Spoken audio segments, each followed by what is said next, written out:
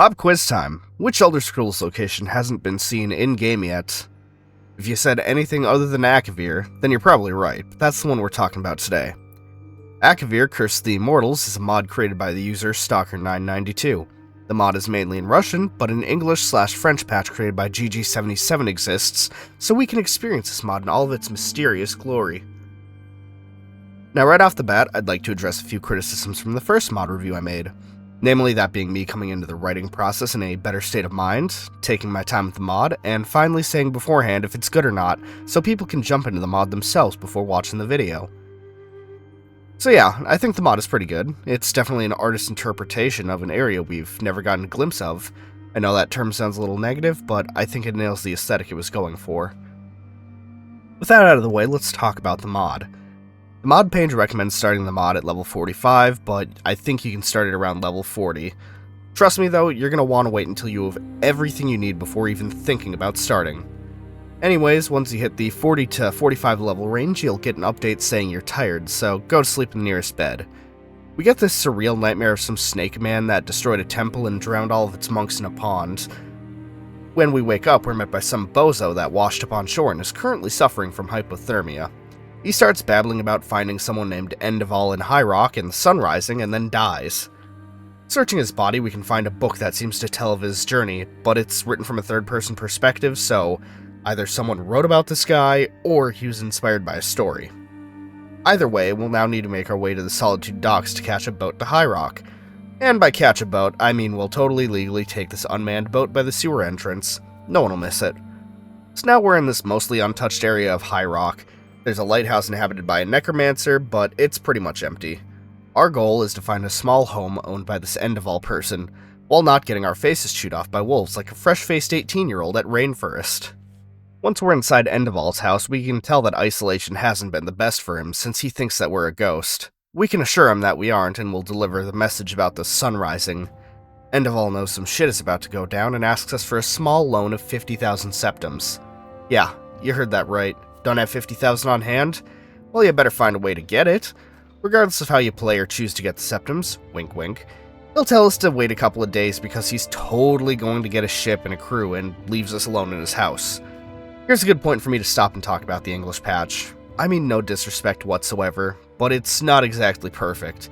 It seems to be a direct one-to-one translation, which isn't a deal breaker. So if you're one of those weebs that was watching episodes of Naruto split into parts on YouTube back in the day, you'll probably be fine. Back to the mod, we aren't forced to wait 3 days or whatever since the second we leave End-of-All's house we're met with a time jump. We step aboard the ship and End-of-All says he'll teach us how to speak Akaviri while we're out on our diplomatic mission. He also tells us to say goodbye to solid ground, and then we're out at sea. First things first, we'll be in the crew hold, and the only thing we can do aside from talking to the cook or guard is going to bed. Next, we'll be up on deck, and our goal is to talk with every crew member at least once, except for the captain. We'll need to see both of his dialogue paths to progress. Now we'll be asleep and hear some people talking. Then we're greeted to a nice saltwater bath. Yeah, either our ship got destroyed by a storm, or someone threw us overboard. Also, all of our weapons are missing. There's a way to get them back later, but you'll need to progress through half the mod's main questline to do that. So now that we've taken stock of what we do and don't have, we'll need to find shelter from the storm. Luckily, there's a little hut on the beach. Wouldn't you know it though, we don't watch our step and get bitten by some indigenous creature, and now we're dying. Or we would be if some kind-hearted Samaritan didn't peel us off the floor and take us to his secluded cave. Normally that'd be creepy, but our life's been saved. This is where we first meet the new NPCs added by this mod, the Sieski. They're kinda like snake people. Anyways, our mysterious benefactor tells us a small bit of his life story. He was once in the service of a daimyo, but after he and his fellow soldiers crucified a woman for burying her dead baby, he had enough and killed his allies. Which leads to now, with us healing in this cave and a group of Sieski warriors barging in to kill us. Now it's time to channel our inner Jason Brody and hot-footed through the jungle. You might notice that my stamina isn't regenerating. You wanna know why? Whatever fuck-ass critter bit us gave us a disease called the Green Ill. It stops all of our regeneration. Passive healing, gone. Stamina, gone. Magicka, believe it or not, gone. The only way we can heal now is through eating food and drinking potions. If you've built up a proper character and took plenty of restoratives with you, then you'll be fine. But if you're a fucking idiot like me, it's about to be an uphill battle. Once we're far enough away from any bloodthirsty Sieski, we'll make our way to the nearest village, Io. The leader Keitaro shows up and starts to worship the ground at our feet. We tell him that we aren't worth worshipping, and he has us follow him back to his house. In seclusion, he now tells us that we should talk to the villagers to get a proper lay of the land, including if anyone has seen the ship we were supposed to have arrived on. Everyone in the village seems to be a bit skittish. We eventually get the goal to return to Keitaro, and he tells us that we should head to McCoy for information. He also mentions talking with the Lord in the Kodomaru Castle, or talking with the Odinaga clan. I don't know if we could have done the other options, but I went to McCoy. Once we leave Keitaro's house, we're stopped by a villager named Roka. He gives us a Ronin's traveling hakama and a katana so that we can, quote, blend in, end quote. Don't equip the hakama, it has fuck all for defense. Also, word of warning, don't go wandering off willy-nilly. I got absolutely obliterated by a random shit-ass mage while wandering off the main path. Once we arrive in McCoy, we get the quest update to enter a tavern, but not the smaller one I entered at first. Apparently, that one doesn't count. Anyways, in this larger tavern, we talk to a shady man. We can already see what his name is thanks to Skyrim's name tag system, but we'll ignore that for now. So the shady man attempts to make small talk with us, but the idea repulses me so much that I nearly vomit all over the table. He then tells us that the cops are outside and we shouldn't make them wait. So stepping outside, I attempted to comply with the cops, but apparently I reached for my wallet too quickly and was met with swift police brutality. Waking up from my complimentary police beating, I'm practically thrown in front of the governing lord Nagamatsu. This dude is a dick. First, he calls me a smelly barbarian, and then he asks how I know their language, and while clearly has his priorities. I tell him it's useful to know many languages when traveling.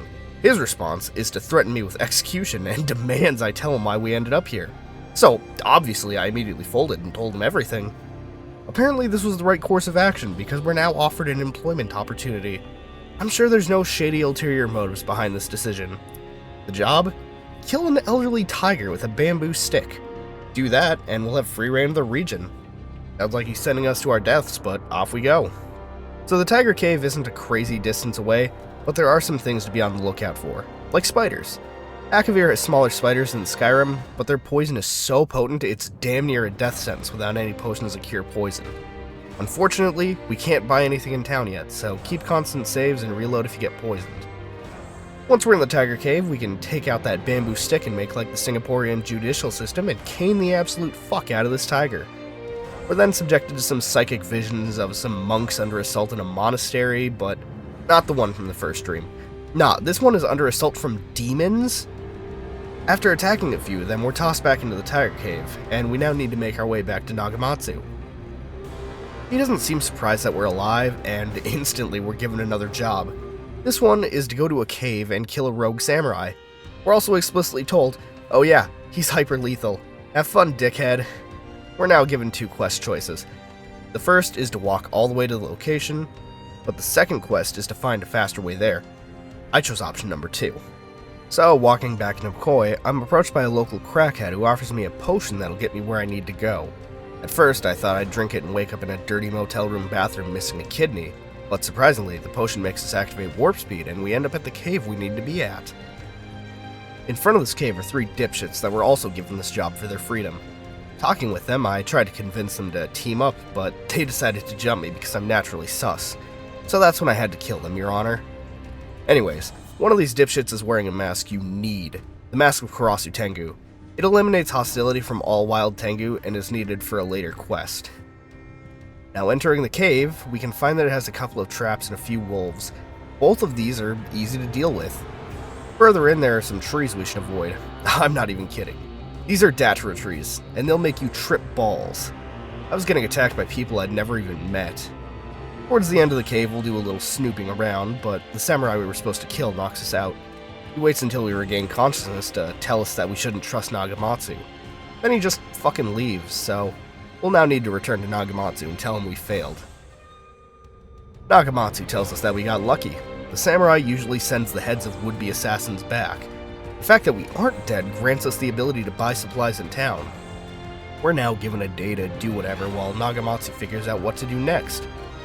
Let's head into the market to pick up potions among other supplies. McCoy has a couple of shops. There's a blacksmith next to a general store, and next to that is an apothecary.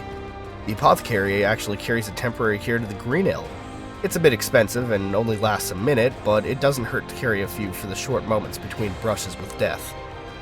In the market square, we can actually meet a guy offering to do some tomb raiding with us. He tells us to meet him at the Kofun Dyson Rays, so we'll head there. Here's where I decided to go full Yasuke and bought some sick samurai gear, which may or may not have bit me in the ass. I didn't know how to upgrade any of the equipment I bought until I was finished with the mod, but we can buy a book in a later city that will allow us to upgrade and craft all the gear from this mod.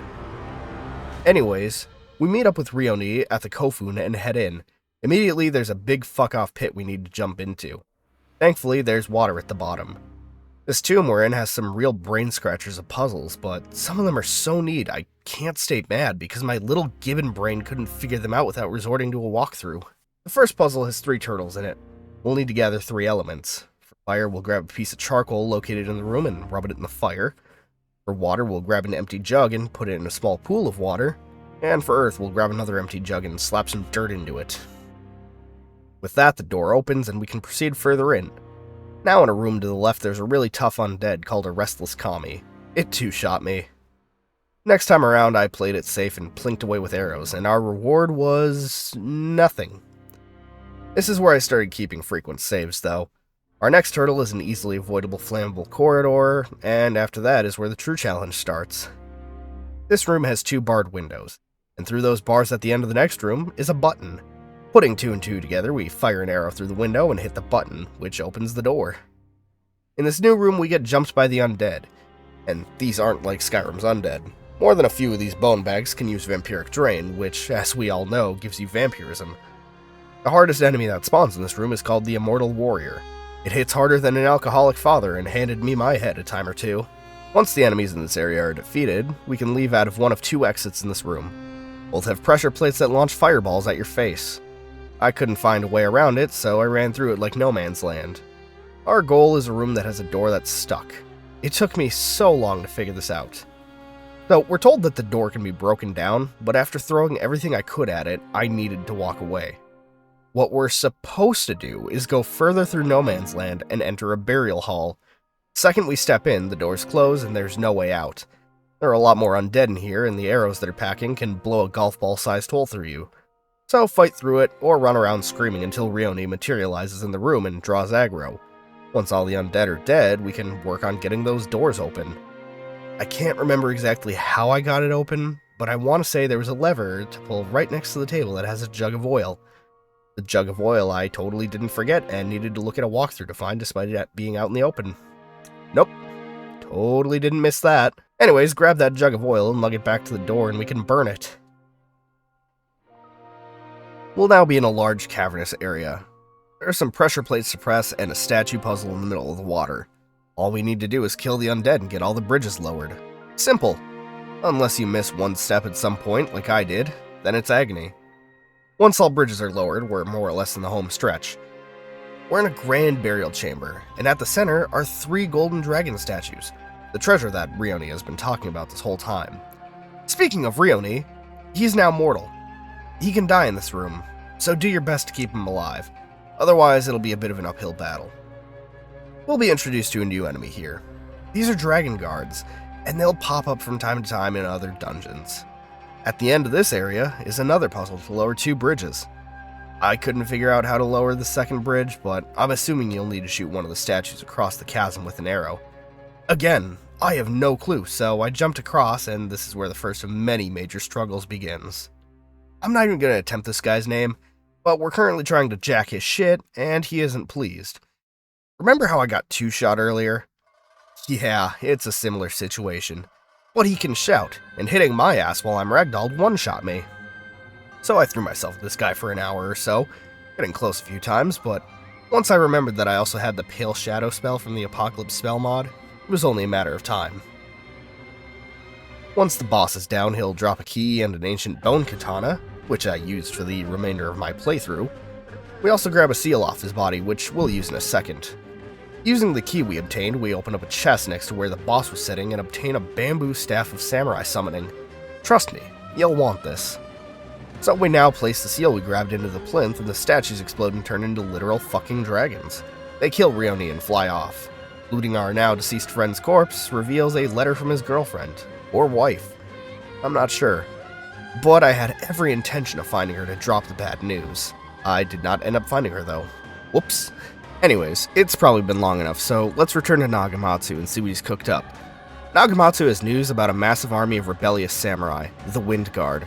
Nagamatsu realizes that he's fucked if they show up, so he's devised a plan where we must infiltrate the Wind Guard and take down their leader, Tairo Kiramatsu. There's one problem, though.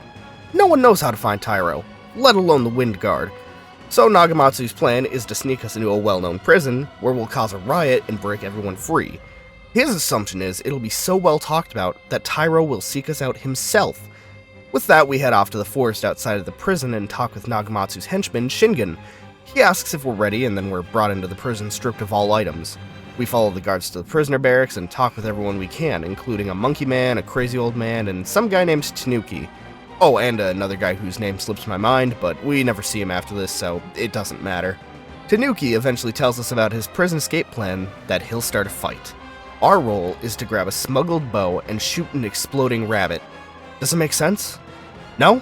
Cool. Made no sense to me either, but that's what we need to do. So the fight starts, we grab the bow and make our way to a rooftop and shoot a rabbit that explodes. And now we follow our fellow prisoners to freedom. We sneak through the castle and down into the catacombs where we'll need to solve a fire and ice-based puzzle. Basically, we need to blast the discs on the wall with the corresponding spell and then insert those discs into the wall to proceed. We then need to grab 2 spear-shaped keys to open another door. The first one is in the same room as the door, but grabbing the second one requires us to go off through a series of side rooms where we kill a caveman. With the second door open, we can enter an area known as the Black River. The lore, we're told, is it's the final site of the bloodiest slave revolution in Akavir history. Down here, we'll fight some more undead, but without armor, it's a safer choice to let our new allies deal with them. It's a fairly straightforward path, thankfully, but towards the end there's an adjacent bridge with archer undead. Sneak by or pray you're better with a bow because they do massive damage. Once we're past that, we end up in a room that appears to be a dead end. There's actually a trapdoor in the ceiling that'll take us to the surface. We've now successfully broken free from prison. Tanuki gives us a potion, reveals that he's indeed one of those mythical big-balled creatures, and fucks off. This lady named Hannah that escaped with us tells us that her father will owe us a favor if we make our way to the oasis in the desert, and the monkey man doesn't really do anything. We now need to find Shingen and tell him of our deeds. He's waiting next to a chest full of our stuff, and he runs off to tell Nagamatsu of our success. Without any new goal, I headed off to the city of Edogama. I intended to get a house there so I could store any extra items I picked up while playing through the mod, but that slipped away from me for a bit. In the city of Edogama, we can talk to the merchant Eugen to buy magical items. The only downside is we need to spend about 30k on 2 scrolls that'll let us warp back to Skyrim and return to Akavir. If you've got the cash and want to see what she's got, then buy them, otherwise we'll need to finish the mod to return to Skyrim. Once we're done stocking up in Edogama, I got back on the road where I eventually ran into a seller of rare creatures. This dude is selling a Tenchu, which doesn't require you to wear the mask. It's a good investment. An essential companion with powerful spells is hard to come by. The Tenchu, which I named Clarence, then accidentally killed the creature seller. Unfortunately, it's not GTA, and the 5,000 gold used to buy Clarence vanished into the ether. With Clarence in tow, we headed off to the oasis to cash in on our recent prison break. I should also mention that those dragons I kinda let loose are roaming the map, and one of them chased me into the desert. Now, normally dragon fights are nothing, but with no regen and playing as a character that isn't the Dragonborn, yet, it was a bit of a struggle. Thankfully, Clarence and a litany of other desert creatures whittled the dragon down enough for me to get the heroic final blow. That's probably the last side thing I'll mention since the mod has a lot to discover and it would easily make this video last another hour. Once we arrive in the oasis, we need to speak with Masuda, the guy that's currently interrogating and executing a captured Saeski. We tell him we saved his daughter and need help finding Tairo. He's never heard the name before and refuses any further help from us. So here we are in the desert, with sand in my eyes, ears, and ass. This isn't a dead end though, as talking with the nearby old man provides us with a simple side objective. Run into an Oni camp and steal their shit. It sounds about as simple as anything else in this mod, so I tell Clarence to wait, queue up Smash and Grab, and get to running.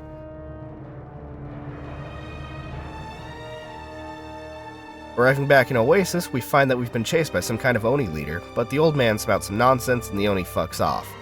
We're then told we need to find a guy named Tagamori, and that we'll need to learn how to read the Akaviri language.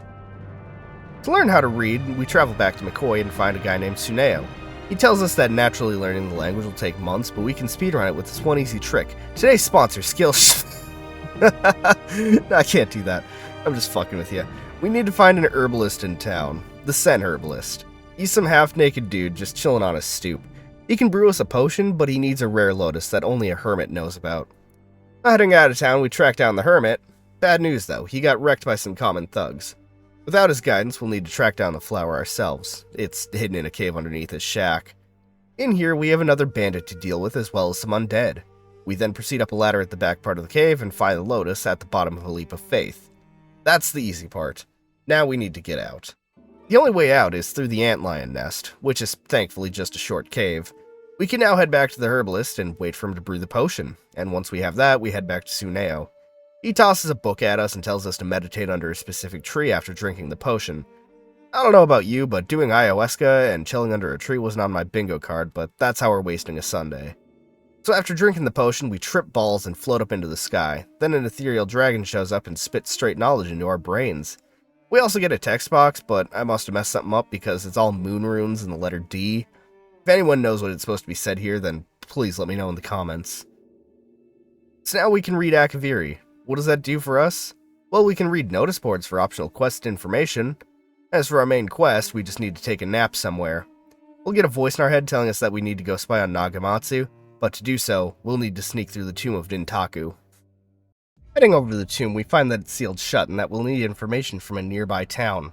What town do we need to visit? Why, it's only the most important town ever. Fucking McCoy. Yeah, so back in McCoy for the 7 trillionth time, we now need to talk to the smelly beggar in front of the tavern. He tells us that we need to go to Summon to find an antiquarian to find the key, so now we're heading to Summon.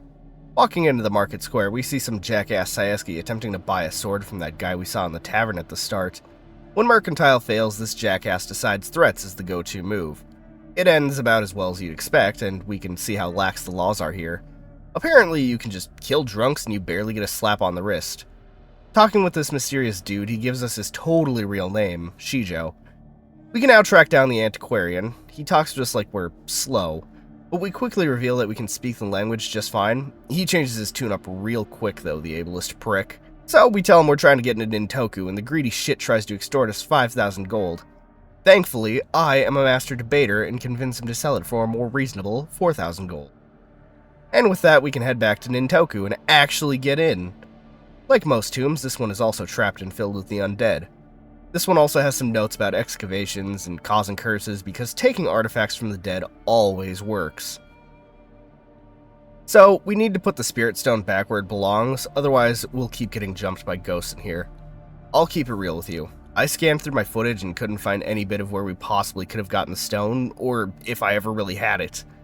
At the end of this area is a vault that we can slap the stone back into and grab anything that isn't nailed down. Taking the other door will lead us further into Nintoku. This actually spits us out at a split. We can proceed through the path of the warrior, but I'm a massive pussy and was running out of healing items, so I took the path of the mind, which is a giant fucking maze with buttons to press that moves walls. Now, I will say, if you had enough money to spend for you Jen's Tier 3 OnlyFans, she would sell a scroll of wall melting that would trivialize this part.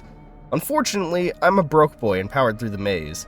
Don't ask me how I solved it, I don't even know. At the center of the maze is a spirit named Tohei. He teleports after you slap him and he summons a phantom cat. I used the spirit samurai staff and made the fight a lot less painful. No, the real pain came once I realized that I needed to run through the maze again to gather 3 golden plates for a turtle puzzle and a tomb key. Once we find a giant door named Nintoku Shrine, we're more or less done with this area. We sneak in and listen to Nagamatsu talking with someone about a manuscript and an eye and their plot to assassinate the Emperor. Of course, we aren't stealthy and they know we've been listening in, so the tomb starts to collapse around us and we're given the objective to escape.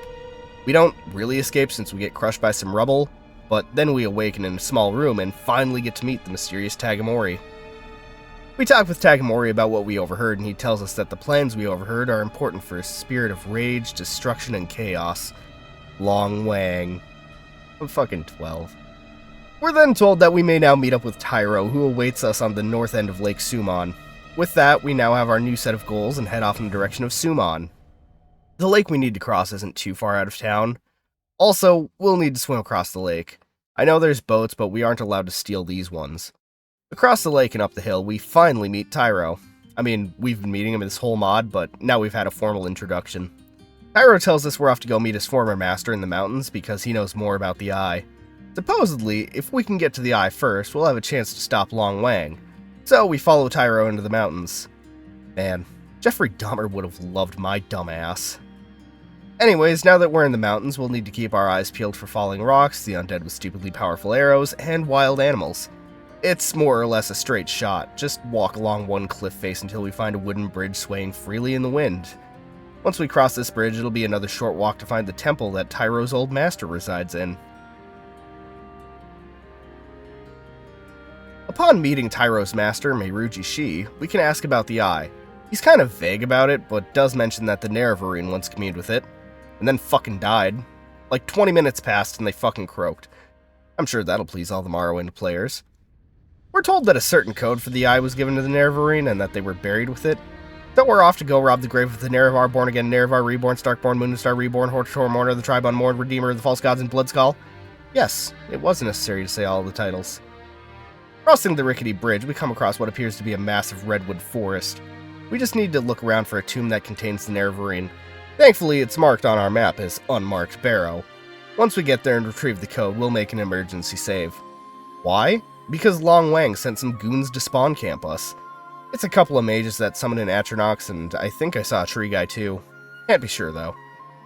Once they're dealt with, we can talk with Tyro about what to do next. He'll suggest we visit his master's library, so back to the temple we go. Reading one of the books basically tells us what to do next, but it's all unmarked, so my greasy little gibbon brain kept falling back on the in-game guidebook. What we need to do is talk with the farmer at the start of the forest about acquiring one of his yaks. He says something about his missing brother, so we need to go find his remains. He also hands us some yak milk. Don't drink it! There's a good reason for this. We can now head to a mine further north from the Nerevarines' tomb. If we tried to go here before talking with the farmer, it wouldn't have an interactable door. Once in the mine, we can find some Long Wang cultists. Oh, and Nagamatsu's errand boy Shingen is here. All we need to do is find the skeleton of the farmer's brother and loot its bag for a named dagger.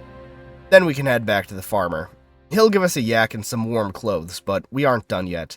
See, we still need to get a potion from a Tengu, and Clarence isn't exactly the potion brewing type. Here's another part where I had no idea what to do. I could see a balcony type thing above the mine and figured that's where I had to go. I didn't see a way up, but Skyrim physics are janky, so I spent 20 minutes jumping my way up. You want to know the funny part? There was a path in the mine that would have led to this next section. I thought it was a dead end, but all I needed to do was look right. So anyways, now in this other mine section, but from the wrong way, I could see that Long Wang had a lot of troops in this area. I got destroyed. Plain and simple. Coming in from the proper entrance would have had me and my companions dealing with this threat, but all I had were some summoning staves from side quests. It worked well enough, but damn if it wasn't time consuming. So now we need to track down a Tengu. There's a door that leads to a Mountain Crater brewery with the Tengu we need to find. Slap the Tengu mask on from forever ago and we can hold a civil conversation. We're asked a riddle, and if you mess up, it flies away and we fail the quest. Maybe the whole mod. Reload a save if you mess up. Oh, and also we need to grab some blackberries from inside this area. Once the Tengu brews the potion, it flies away and we can nab some free black soul gems. It might be stealing, but on the other hand, free soul gems. So now we can head out and talk with Tyro, and we'll warp to the top of the mountain. Automatically, the warm clothing will be equipped, and Tyro will be pulling an Episode 5 Luke Skywalker and freezing to death on the ground. We don't have a tauntaun to cut open, so we'll jump up the mountain towards the Eye. We'll need to kill some wisps, which have their vanilla difficulty, and go down in a few swings. I should also mention that upon loading into this mountaintop area, my destruction skill jumped from 15 to 100. I don't know why. I even reloaded my save, but all I can guess is the Tengu potion enhanced our skill.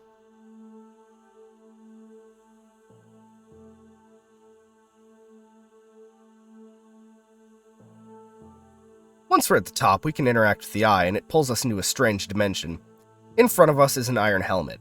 I put it on, and then I could see some purple pathways that I ended up following.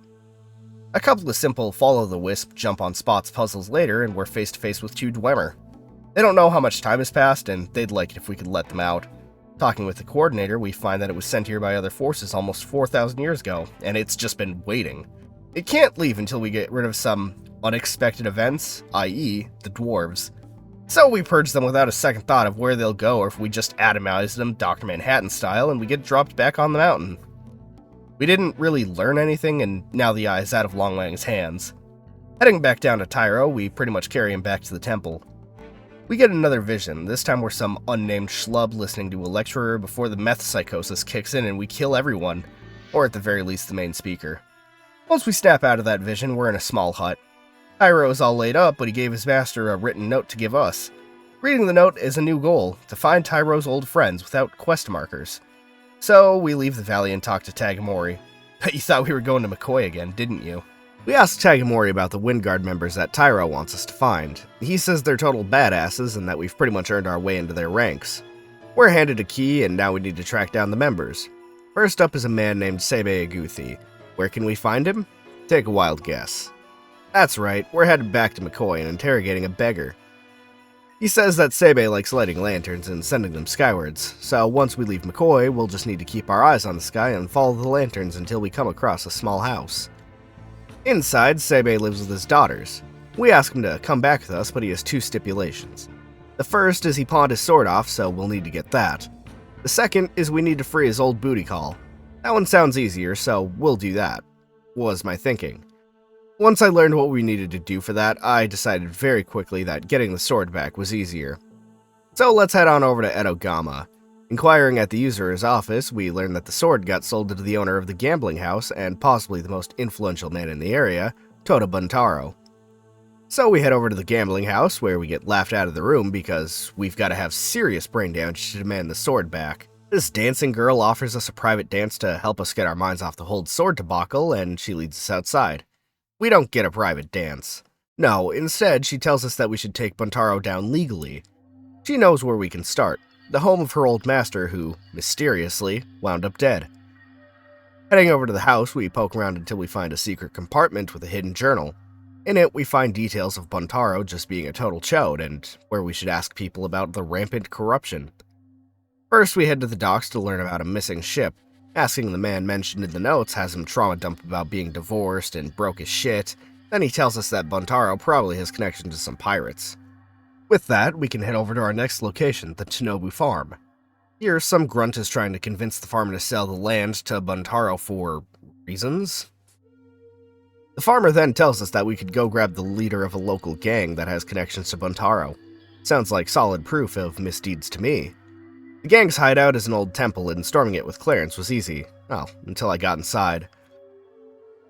Immediately, we're in a cramped stairwell, and luring enemies into the area is far from a smart idea. My best strategy was doing enough damage to the guy guarding the stairs, and then kiting everyone in the main room while listening to the Payday 2 soundtrack, as Clarence lobbed fireballs at them. Once the main area is clear, we proceed up some stairs and find another small area with plenty of enemies. Now, I couldn't make any progress on this part, but in the one attempt that worked, I had left my game on pause for a few minutes, and when I came back, it was just the leader waiting there.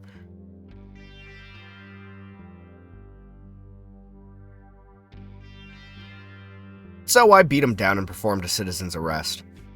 Taking the gang leader back to Edogama, we're congratulated by the local guard captain. We just need to follow him into this shady back alley so that we can be rewarded. And by rewarded, I mean arrested. It shouldn't be a surprise that the guards are all corrupt and on Buntaro's payroll, so we're bound and taken to Buntaro's estate. We aren't the only ones bound either. There's also that dancing girl from the gambling house. I guess we weren't discreet about our plans. So we're about 2 seconds from being executed when Sebe bursts in like a total Chad and kills every hostile. He frees us, and once we're far enough away from the estate, he offers to take the dancing girl to safety, then reminds us that we need to get his side piece out of Nagamatsu's estate. And this is where I must say with a heavy heart that Clarence is gone. I looked everywhere for him, but I never found a single trace of his whereabouts. Fly high, sweet prince.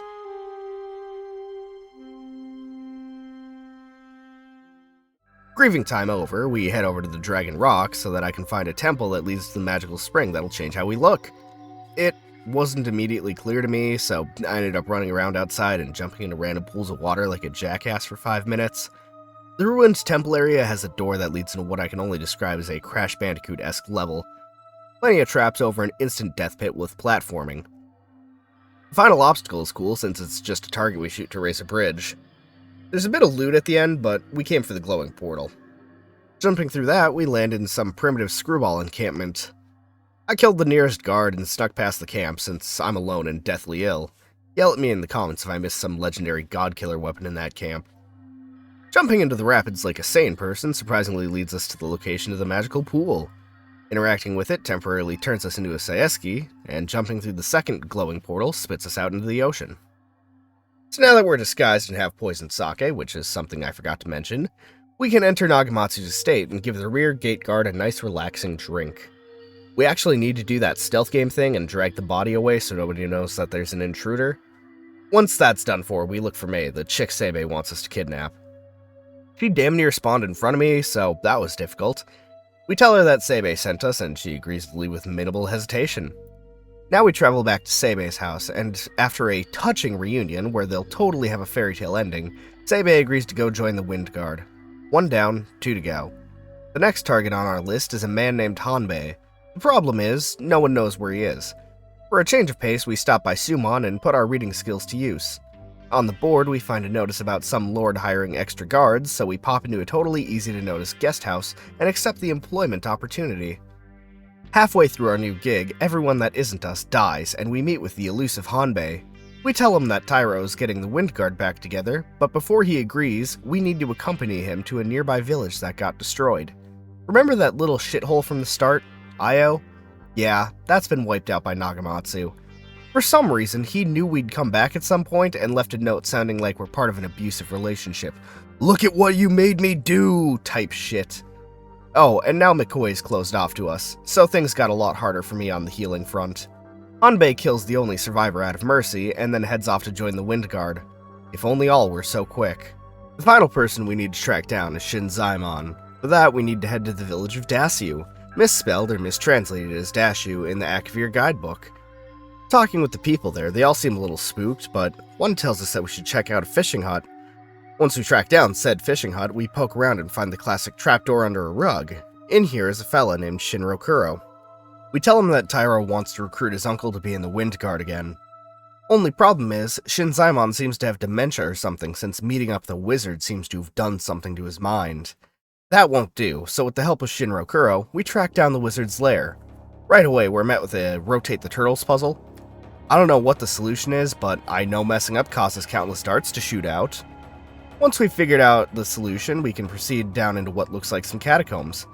I spotted a pull handle on a wall, and through this new passage, we eventually come across a room full of sleeping undead. Immediately, I deal with these sleeping threats and grab a hovering gem fragment. Having done all that can be done, we backtrack to the starting area and walk through the only other door we haven't been through. We're now in a large subterranean cave. And we also find Shinzaemon, but his dementia is really kicking in since all he can manage to do is grumble and moan. I decided that talking was futile, so I started poking around the cave. Heading down some slightly icy steps leads us to an area called the Hall of Masters. Inside we find Shinzaemon, and Shinzaemon, and Shinzaemon. Okay, so if it isn't obvious, we've got an incomplete cloning process plot going on here. This is more obvious as when we kill one of the Shinzaemons, they explode into green goo. All we can do at this point is go further in and take out any Shinzaemon clones. Eventually, we find a glowing raccoon in a cave. The little bastard bites me, so I kill it rather than letting it live with a taste for human flesh. Searching the raccoon, we find another gem fragment. Heading up some stairs, we enter the back of a false wardrobe. We're in the private quarters of the wizard. The wizard keeps a strangely lifelike statue, and reading his journal, we find out that it's Shinzaemon. We also learn that we need to collect a third crystal shard so that we can free him from his stony prison. Finding the third crystal shard wasn't easy for me. I ran all over the cave for the better part of an hour. At first, I thought we needed to go through this obvious secret door-looking wall. I mean, come on! Look at that! It's totally a secret door! My next idea was dropping down into the darkness. There's a lake at the bottom with a small alchemy area and enchantment lab. No dice on that either. I dropped down a second time. This time, I was literally climbing the walls hoping for some secret platforming section.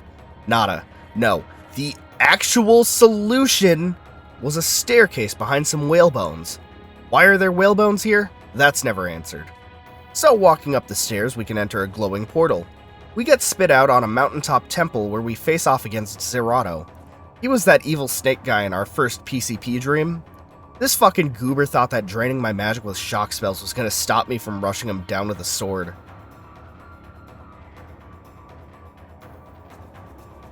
Rip Bozo.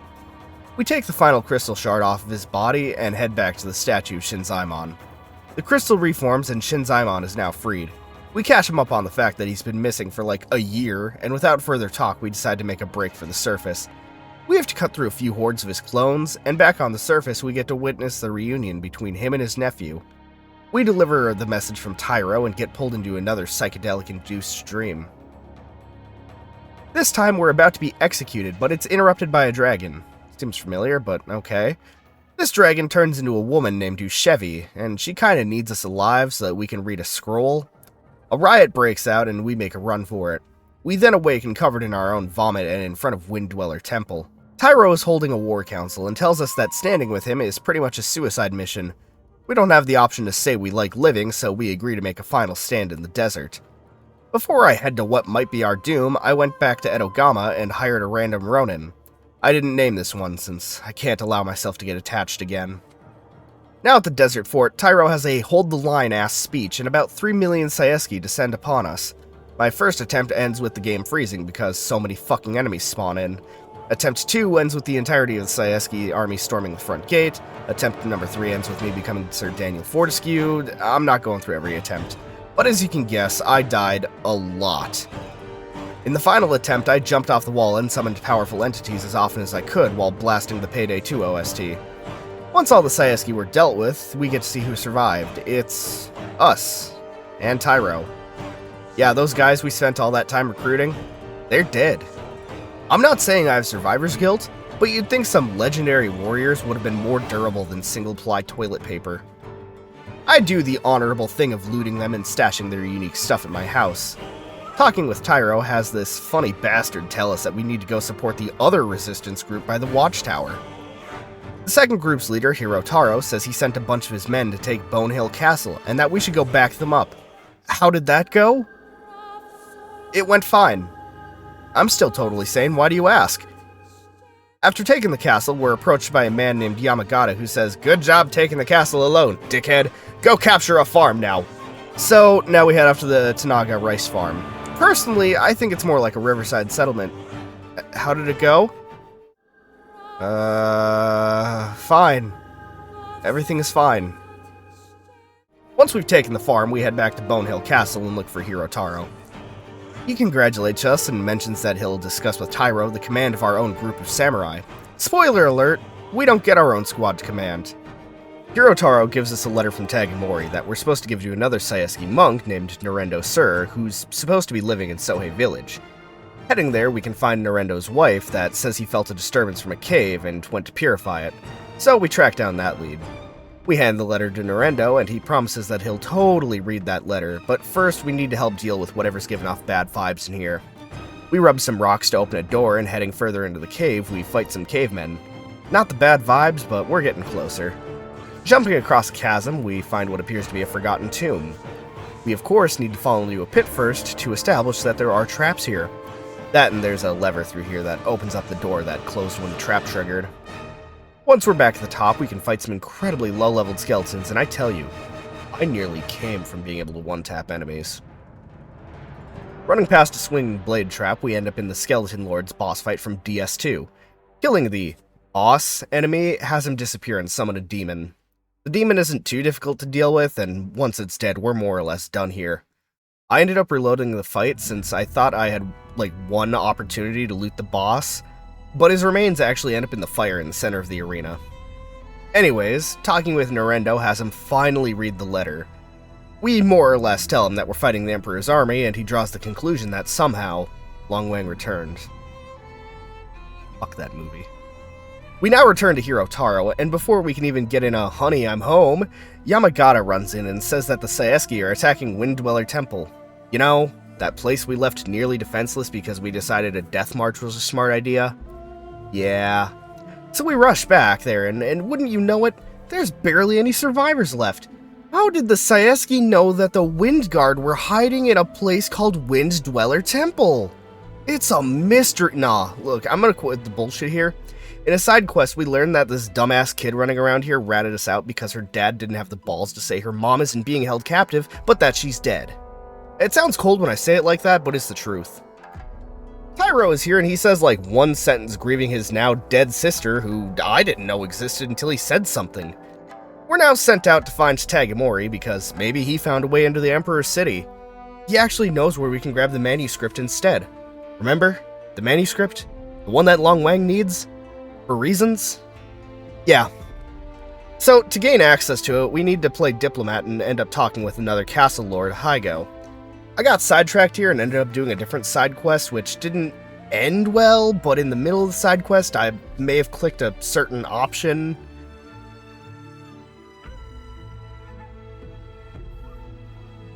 Yeah. At least I didn't get the gonorrhea debuff. So, accidental sex aside, we track down Hygo. He doesn't negotiate with terrorists, which I guess we are now. Someone must have spiked my drink because I see a demon that causes me to kill everyone. Coming to maybe an hour later, and that sexy dragon lady wants to cut my head off. We try to weasel our way out of this one, and she notices that we're exactly like a monk she met like 200 years back. She escorts us outside and tells us that we need to meet up with this prophecy child or whatever because we'll be granted true sight. The prophecy child says us that we need to go talk to her weird horse. It spits on us and we open our third eye. Or we get a spell that lets us see sigils, but, you know, that sounds less cool. So now we visit 3 separate locations of importance to the ancient monk. First up is that location where we witnessed the monk slaughter a lecturer. The second location is a terracotta army on top of a hill. We head back down the hill, and talking with the kid, she notes that there are some noises happening close by. I didn't hear anything, but I started running towards whatever all the same. Imagine my surprise when I found an injured Tyro and more than one other surviving samurai. He pulls the tough guy, "This injury ain't shit." He wants to visit McCoy because, quote, "The city is empty, I swear," end quote. So we enter McCoy and get jumped by like 5 dudes. Yeah, totally empty. Thanks, dick! Now that we've seen that loose end tied up, we can head to the Nianrong Monastery. We grab the sigil, talk to the ghost of a monk, and then head to Takamaro Tomb. Ushevi appears like some kind of ninja, and we draw the sigils on the gate, which grants us access to the tomb. As we walk down some stairs, the gas station sushi finally hits us, but it's only a temporary setback. In the tomb proper, we fight some undead and demons before eventually ending up at the coffin of the monk. Nagamatsu pops in to hit us with that dollar store, "You're too late, He-Man!" And he summons some shadowy friends that are unkillable. Literally unkillable. I used the command since I thought it was a glitch. Nope, they literally just do not die. So we run out of the tomb, and Ushevi says that we can prevent Long Wang's plan. We just need to fly into the Forbidden City. So we fuse with her and turn into a dragon to fly to the Emperor's city. We're in the endgame now. In the courtyard, we need to fight off so many enemies, and I don't just mean the eldritch abominations that Long Wang and Nagamatsu summoned. Nah, we're also killing the Emperor's personal guards. It takes a bit of work and more than a few panic saves, but when all hostiles are dead, we step into a square, and Long Wang emerges to confront us in the final showdown, and he one-shot me. Yeah, so this is where not having Giga Enchanted and Enhanced gear bit me in the ass. So, Long Wang, where do we start? Well, as the final boss, he definitely stacks up, and I'm gonna be honest, I couldn't scratch him. Originally, I was just going to leave this on the unsatisfying note that I activated God mode and put him in his place, but that didn't sit right with me. So I went back and upgraded my armor, which didn't help, and after a couple of close calls and a bit of heat, Long Wang was finally defeated. With the defeat of Long Wang, Nagamatsu appears. He has a little speech about how we haven't won and never will win because his ideals are forever or whatever, so the screen cuts to black as we put his candy ass in his rightful place. All that's left now is to enter the palace and deal with the Emperor. Talking with the Emperor has him spill the plot. He's more or less been expecting everything, like, to a certain degree. See, he was waiting for an Imperial assassin to come and execute him. And, you know, everything was more or less scripted to play out a certain way, and we played our part, despite the fact that we knew nothing. Now comes Endeval, who was an Imperial spy all along! Wow! We have a choice now. We can stand aside and let Endeval kill the Emperor, or we can stand against Endeval and protect the Emperor. I decided to do what the blades could not for Uriel, and defended the Emperor. As a reward, we're given the opportunity to do what we see fit with the manuscript. I was told it could kill me, so I decided letting Ushevi seal it away would be a good idea. Apparently that's the bad ending. But for saving the Emperor, I was given a potion that cured the green ill, so I think it worked out in the end. I don't have footage of it, but after reading the in-game guide, I think there's a third ending where we don't die. Basically, we'd need to track down a certain side quest, but I have no idea where I'd even begin looking, and I'm running out of time to get this video out. If I do find it, maybe I'll make a follow-up video going over it, but as it stands, I got the bad ending. What are my final thoughts on Akavir, Curse of the Immortals? It's pretty good. It attempts to make use of a continent that we haven't seen in any of the games. Its use of Asian-style architecture is charming. In fact, I think the Gate of the Emperor's City is a one-to-one recreation of the real-life Forbidden City's Meridian Gate. The soundtrack, when it isn't Skyrim's default combat music, is very nice as well. I doubt it was made for the mod, but it's very fitting in the down moments. I wouldn't say I have criticisms, but there are a few things that I'm personally not a fan of. For example, a good ending being a noble sacrifice. I know it can be necessary for a franchise like Mass Effect or Dark Souls, but for a Skyrim mod where the option just boots you back to the main menu, it feels a little lacking. The Green Hill system, while it does offer a unique way of playing, is frustrating. Having a temporary cure is kind of a nice workaround, but its price definitely makes it a scarcity. Several of the boss-type enemies killing me in one shot was also kind of a drag. Maybe that one's on my head since I spread my health, stamina, magicka upgrades around equally instead of focusing solely on health. I will say, give this mod a try. There's plenty to explore and a bit to love, but don't expect future updates as the developer, Stalker992, has stated they're pretty much done with mod making. I may sound sarcastic at times or even negative, but I promise, I really did enjoy my time in Akavir. I'll mention again, thanks to my new disclaimer at the start, that this character was built up to the bare minimum with console commands.